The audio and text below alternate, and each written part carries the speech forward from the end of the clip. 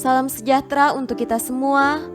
Bapak, Ibu, saudara-saudariku yang terkasih dalam Tuhan kita Yesus Kristus, marilah kita mendengarkan dan merenungkan bacaan-bacaan kitab suci hari Senin 4 Mei 2020.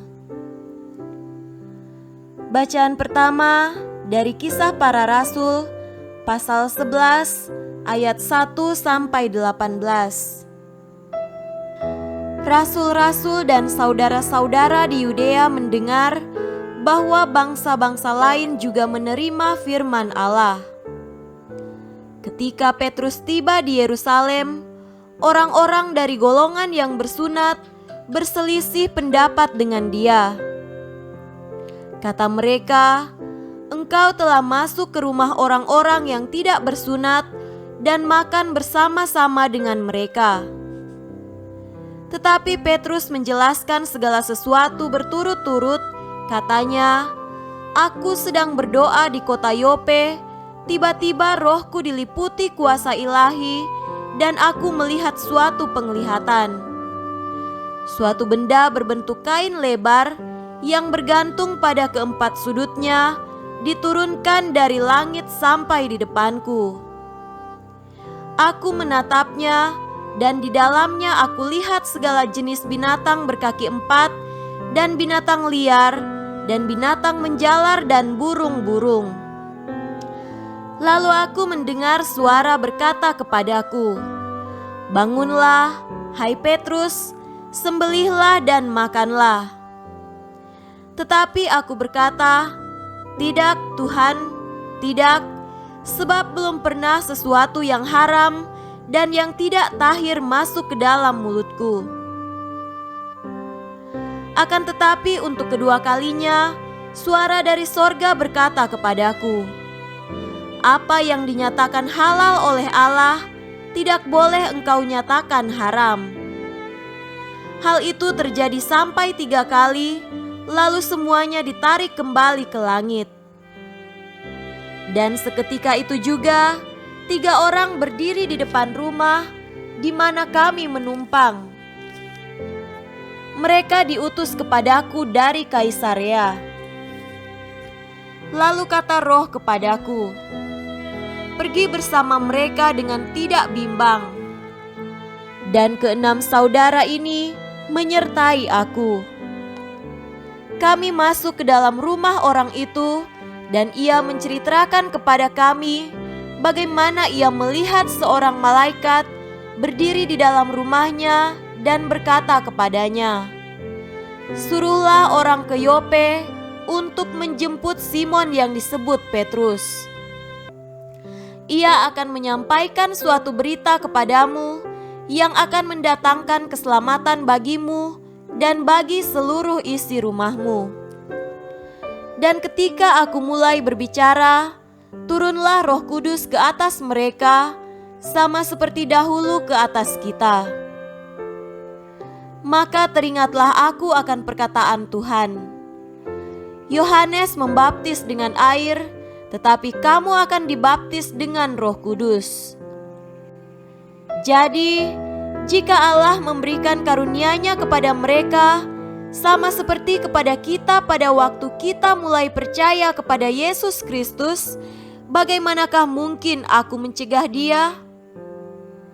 Ketika mereka mendengar hal itu, mereka menjadi tenang, lalu memuliakan Allah, katanya. Jadi kepada bangsa-bangsa lain juga Allah mengaruniakan pertobatan yang memimpin kepada hidup. Demikianlah sabda Tuhan. Syukur kepada Allah. Tuhan beserta kita sekarang dan selama-lamanya. Inilah Injil Yesus Kristus menurut Yohanes. Dimuliakanlah Tuhan. Injil Yohanes pasal 10 ayat 11 sampai 18. Akulah gembala yang baik. Gembala yang baik memberikan nyawanya bagi domba-dombanya. Sedangkan seorang upahan yang bukan gembala dan yang bukan pemilik domba-domba itu sendiri Ketika melihat serigala datang, meninggalkan domba-domba itu lalu lari, sehingga serigala itu menerkam dan mencerai-beraikan domba-domba itu. Ia lari karena ia seorang upahan dan tidak memperhatikan domba-domba itu. Akulah gembala yang baik, dan aku mengenal domba-dombaku, dan domba-dombaku mengenal aku, sama seperti Bapa mengenal aku, dan aku mengenal Bapa, dan aku memberikan nyawaku bagi domba-dombaku. Ada lagi padaku domba-domba lain yang bukan dari kandang ini. Domba-domba itu harus kutuntun juga, dan mereka akan mendengarkan suaraku, dan mereka akan menjadi satu kawanan dengan satu gembala. Bapa mengasihi aku, oleh karena aku memberikan nyawaku untuk menerimanya kembali. Tidak seorang pun mengambilnya daripadaku, melainkan aku memberikannya menurut kehendakku sendiri. Aku berkuasa memberikannya dan berkuasa mengambilnya kembali. Inilah tugas yang kuterima dari Bapa-Ku. Demikianlah Injil Tuhan. Terpujilah Kristus. Saudara-saudariku yang terkasih dalam Tuhan kita Yesus Kristus, tema renungan hari ini adalah kehilangan diri. Menjadi pemimpin bukanlah hal yang mudah. Ada begitu banyak hal yang dituntut dari seorang pemimpin. Integritas, tanggung jawab, kesetiaan, kejujuran, pengorbanan, kebijaksanaan, berpandangan jauh ke depan. Seorang pemimpin harus siap untuk merelakan sebagian kebahagiaan dirinya bagi banyak orang. Pikiran dan perasaannya terkadang habis hanya untuk memikirkan orang-orang yang dipimpinnya. Tak jarang banyak waktu dihabiskan untuk memikirkan apa yang terbaik untuk orang-orang yang dipercayakan kepadanya. Dalam arti tertentu, seorang pemimpin dituntut untuk mati bagi dirinya sendiri. Seorang pemimpin harus rela kehilangan dirinya demi kesejahteraan banyak orang. Saudaraku terkasih, berbicara tentang pemimpin yang rela kehilangan dirinya, ada peneguhan yang kita terima dari bacaan Injil pada hari ini. Akulah gembala yang baik. Gembala yang baik memberikan nyawanya bagi domba-dombanya. Perkataan Yesus itu memang menakutkan. Haruskah seorang pemimpin mati konyol hanya demi orang lain? Sudah barang tentu Yesus menunjukkan teladan itu dengan menderita dan mati di kayu salib. Dengan perkataan itu, Yesus menuntut sebuah pemberian diri yang total, utuh dan lengkap dari seorang pemimpin.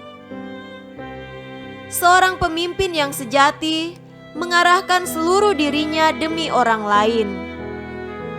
Ia bahkan siap mati setiap saat ketika kebahagiaan, kehendak dan ambisi-ambisi pribadinya dibiarkan mati demi kebahagiaan, kehendak, cita-cita banyak orang.